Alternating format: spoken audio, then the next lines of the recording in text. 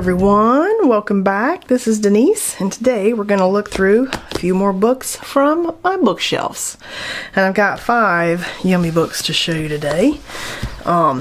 The first one is Expressive Sketchbooks, Developing Skills, Courage, and Confidence by Helen Wells. And Helen Wells has a YouTube channel, and I've just become obsessed with her YouTube channel. And I didn't even realize, I've looked through this book several times, but I didn't realize it was her book until I looked at the title, because I've just recently discovered a YouTube channel.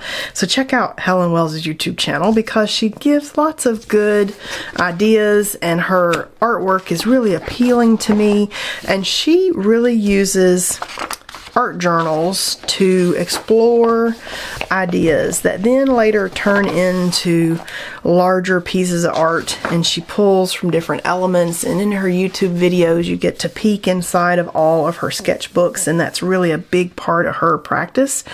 And she does not use sketchbooks to journal with words and such, which that's not my thing to write and actually journal in my art books. So I call them art journals, but it's more like art pieces that I'm creating, but not the writing journaling part. And her sketchbooks are like that. They're art in themselves, and I would just die to be able to go and flip through her art journals and just be inspired. And really, if she just printed her art journals out for books for us and we could buy those, I would totally buy them all, because I find them very interesting and inspiring. And I love that she does flip throughs, and she talks about what her inspiration was, and she does a lot of things with color and a lot of things with just black and white. And I find the black and white aspect very inspiring next to all of the color pages, and I love that. So this book kind of takes you through some of her thoughts and processes on using the journals, and this is her, and I just love her work. I mean, there's several pieces where I'm like, ooh, I love that. I would totally want to hang that in my house, and I love looking at the different ideas that she's sharing. So very inspiring, and I was kind of excited when I pulled all the books off of my bookshelf, because I had this one for a little while. I was very excited to realize, oh, this is the YouTuber I've been obsessed with, watching some of her books, because I love seeing the art and the flip throughs of her sketchbooks. It's just so amazing. I wish we just had pictures of all the sketchbooks. Let's just take a look back here. So definitely check out her YouTube channel, and I find her works in her sketchbooks super inspiring. It makes me want to paint more and more and more in my art books and create just pieces of art themselves in the books. I love it. I love it. So many good ideas, and she's an artist that actually sells her art. She's a practicing artist that uses the sketchbooks, and then she creates larger pieces based on all the ideas. And she's very repetitive in her books when she gets an idea, like a tree or something like that. So she may do that same idea 15 different times, changing each just a little bit each time. And I thought that was very fascinating when she's shown some of those in her books. And maybe she gets an idea of a cup or a vase or whatever, and she explores that idea many different times in black and white and color, and then those eventually work their way into large pieces of art. And so it's just very interesting listening to the way that she creates and her repetitive ideas and seeing where those lead into big pieces. I love her. And very interesting to get to go further here with the book. Like this, see the big black and white piece, and then the colored pieces. Oh, I love it. So definitely check out. I've just really become obsessed with her YouTube channel. Very inspiring. So Expressive Sketchbooks by Helen Wells, and you'll love her YouTube channel. Good one, good one. All right, here we have the Elemental Journal, Composing Artful Expressions from Items That Are Cast Aside by Tommy Kushner. So this one is more of the found objects, the assemblage, pulling things together in unexpected ways, and I love that. Like this right here, I love that. This right here with the books fold together, and it's a center center is where it's folding out. I like that. I love all of that. I find all of that inspiring. I like how these have the little fasteners that are attaching like a heart that looks like it's metal. May not be metal, but it looks like it is. I love that. Rusted metal. I really like this where the Brad is putting all the pages together and you can kind of flip through them, slide them to see the pages. I love that. Tammy. Oh, I think I said Tommy. Sorry, Tammy. Tammy Kushner.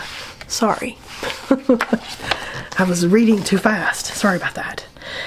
Yeah, so these are beautiful, and this book just kind of takes you through materials and ideas. And see, I have all of this right here. I have all that. I have some locks. I have some little scutcheon things. I have some metal keys and wire from all my photography prop shooting days. I have all these random pieces. I could definitely use found objects. Goes through tools, talks about wood.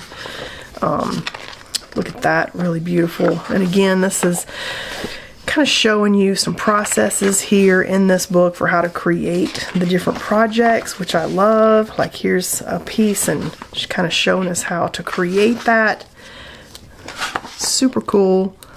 Door box. So this is more of a project how-to kind of book, and then some ideas and other artists that have created pieces in it using plastic. That's cool. The Shrinky Dinks. I don't know if you played with Shrinky Dinks when you were a kid, but apparently that's come back, and seen some pretty things that people have done with Shrinky Dink plastic. That would be fun.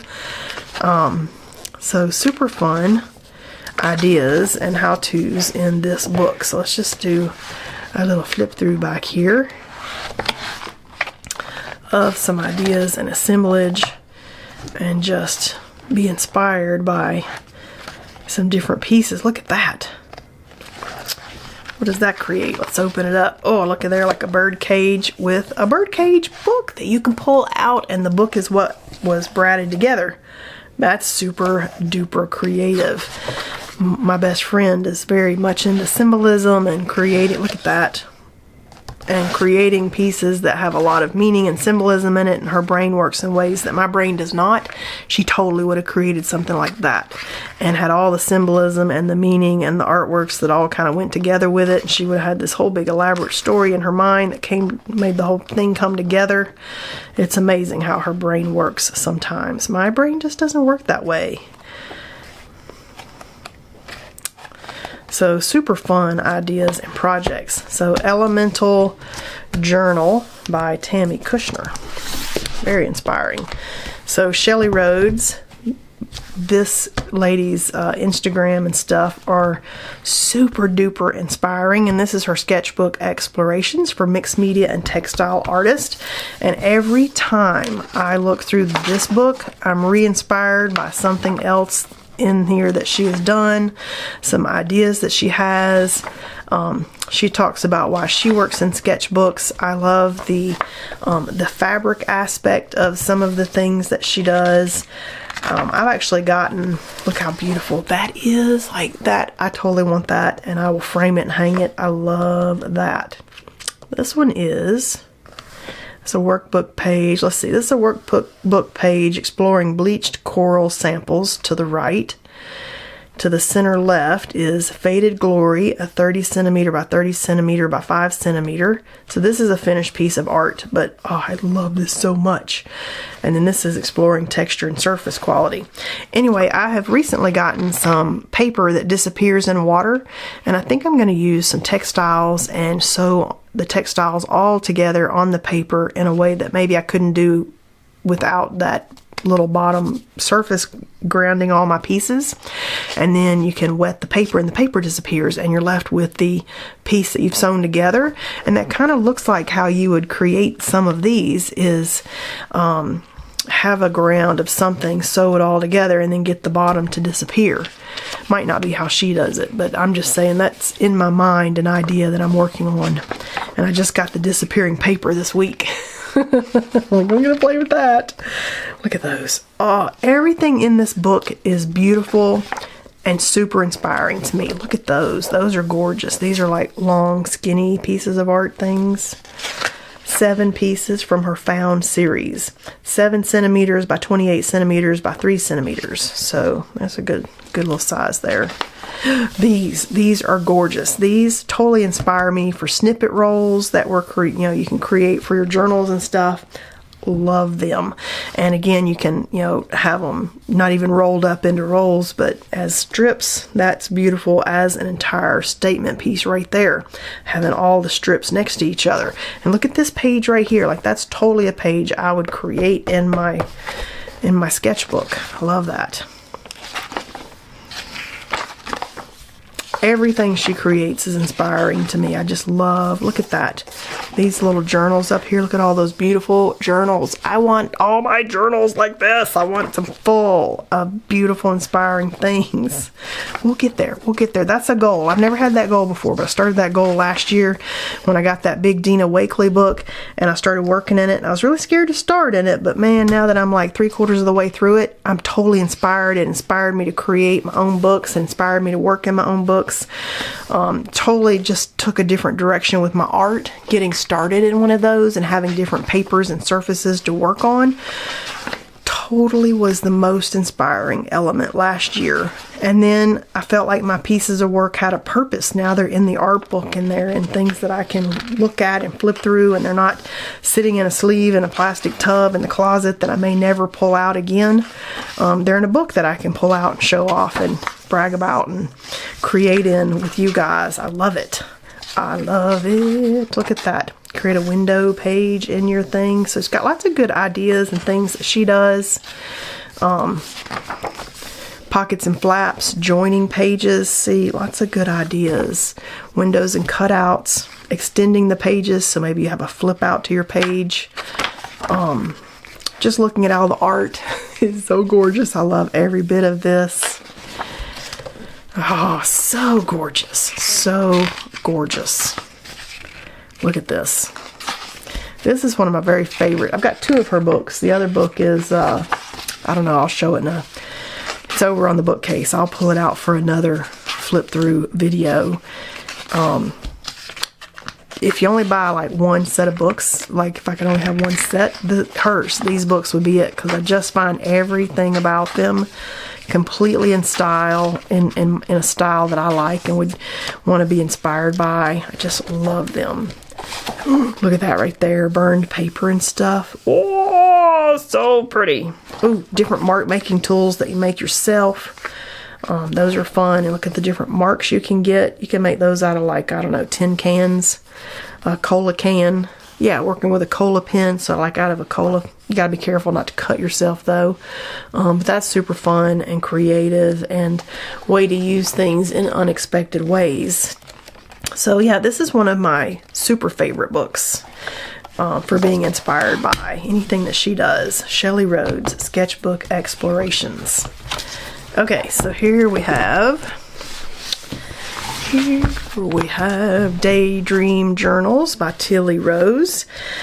This one is memories, ideas, inspired in stitch, cloth, and thread. So this one's more of a stitching or slow stitching or fabric or stuff like that, which I like. I like some of the slow stitching and fabric, and I collect little fabric bits and lace and stuff. If you've followed my YouTube channel for a while, I've bought lots of pretty fabric packets of vintage things from the 1924 linens and more Etsy shop, which has given me a whole gigantic stash of old fabrics and vintage laces and linens and gorgeous things. And look at this big snippet roll. That is super inspiring right there.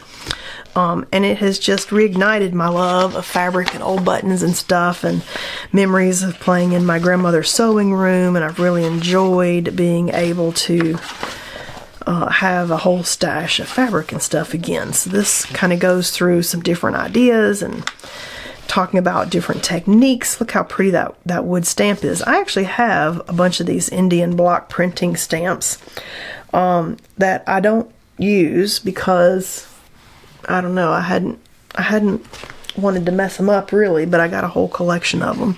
And that might be something that now I perhaps would actually start pulling those out and using them, because you will get to a point in your art making where things that you're afraid to use or mess up, you kind of lose that fear of messing them up when you're like, okay, I feel like my skill level's at a point now where I could really create things that I love, and I'm no longer scared of it. And so I feel like some of these beautiful block prints that I've collected, I could pull out and start using, and I wish I had the one that she's got right there. It is gorgeous. Gorgeous. So that's a fun idea, and I'm glad that I noticed that as I was flipping and talking. And you're not going to ruin them, you know, putting paint on them and stuff. I just didn't have in my mind where I wanted to go with those, but I love collecting them. They've made great photography props, and so I've really enjoyed being able to already use them and collect them and have a purpose for them, and now I have them for whatever the next thing is. So this is on different dies and stuff to use, like berries and stuff like that, flower tapping, different ideas there on working with natural dyes and stains. So there's a lot of good ideas in here for that, on staining your own fabrics and papers using onion skins and like avocado centers, and look how pretty all that is with the natural. So pretty.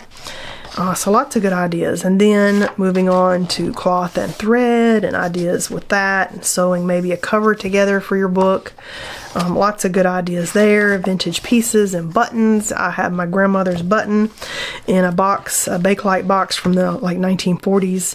And I love now, and I never really appreciated as much as I had in the last couple years having that button box, and now I'm like thrilled that that's what I got. I got the button box, and I love the button box. It's full of buttons, and who knows how old they are, because she's was the sewer for all the family clothes the whole time my mother was growing up. She said she never had a store-bought shirt until she got into high school, and she begged for it because my grandmother made all their clothes. And now, how much would you love it if you had custom-made clothes for everything? That'd be amazing.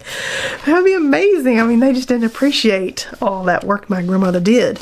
And I don't know if that was from a cost-saving perspective. I mean, it probably was, because there was 5 children and her and my granddad, so it was 7 people she was sewing for. Man, she was amazing. I totally loved her. She made me Cabbage Patch doll clothes that I still have. I loved playing in her sewing room. I thought when I went to college that I was going to be a fashion designer. And then I realized, living here in the South, that to be a fashion designer, you need to probably go to New York. And then I realized that I don't like to sew.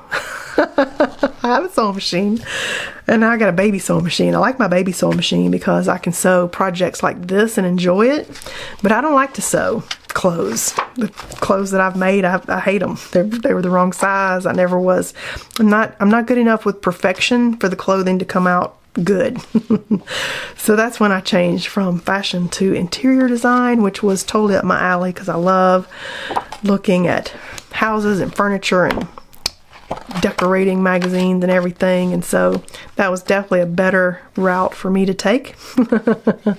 But I still want pretty, crafty, lovely pieces. Look at that. Total beautiful snippet roll right there. Oh, so inspired by just bits of pieces that are put together and tell a story like that. Love it. Beautiful little piece like that. Oh, gorgeous little tiny book cover. I've made some of those. I actually made myself a little needle holder too, like that. So that's a little needle holder. So I love that. So this is fun if you like fabrics and bits and pieces. Daydream Journals by Tilly Rose. And this one is the Painted Art Journal, 24 Projects for Creating Your Visual Narrative by Jean Oliver. And this was actually a whole workshop too. If you go to the Jean Oliver website, this is a whole workshop that she's got on there with videos, which I didn't actually realize that the book followed that workshop pretty much exact. But it's interesting to have it in book form, because how many times are you going to go back and review the videos in a workshop? Maybe once, maybe never, and maybe it starts to fade from your memory and you just don't remember what you even saw if it's been long enough. But this workshop, you know, kind of takes you through the video workshop that she created. You know, create rituals, getting started, gathering elements and stories and collections and words and things that you like, and being inspired, and making storyboards, which I'm not really good at making storyboards. I like looking at other people's idea boards that hang up, but that's just, I don't know. When you got Pinterest and all the stuff now, I'm not really a paper person when it comes to work and boards like that and note taking. I'm a paperless person for some of that, and so I tend to collect all my ideas in paperless ways. And I did collect magazine pages and things when I was younger and save stuff that I loved, but I just do less of that now. And so I want to create great idea boards, but I don't know. It hadn't seemed to be my thing. So she is creating in here an art journal with different pages and elements that are interesting that you could create in. And then after you create that interesting journal, then you can start working in it, and how to create like a little portable studio so you can go around your town and start creating things. And it's fun to collect your stuff in an old toolbox. You know, you can get these old toolboxes at the antique market for like 20 bucks, and they're all different colors and all different sizes, and you can get little Altoid pins to carry some of your watercolors and your mark making tools, and little decorative tins. I collect these too. I've got several of those, and you can create your own little portable art toolkit to take around with you. And then lots of fun ideas on creating like your color palette for your story, and just kind of goes through. I love this page right here. For some reason, that page has always attracted me. I think it's because I love this blue. That's my favorite color. And then you get in here with the pops of orange, and then the grunginess around it. I just think it's beautiful. So that color palette always inspired me. And then she's just got some different projects and ideas to pull from for your memories and your sketchbook, and creating for this different art journal that you might be making. And so it's kind of fun. Like, look at this with this beautiful wallpaper. I love that, and I believe that's her mom. So lots of really good ideas for gathering and painting and creating your story. Look at the colors on those. For creating your own story in an art journal. And again, this is another one that you kind of look at and you're just totally inspired by the art in the piece, and you're like, ooh, I totally want to go make some of these marks and stuff, and have a page of just yummy mark making in my book. So I love this one, the Painted Art Journal. All right, so, and Helen Wells, definitely go check out her YouTube channel. I've become obsessed with it lately. And when she does the flip throughs of the journals, I want the journals. Like, give me those journals. And Shelley Rhodes, again, super, super inspiring. So I hope you've enjoyed a little look through these on my bookshelf, and I'll see you guys next time.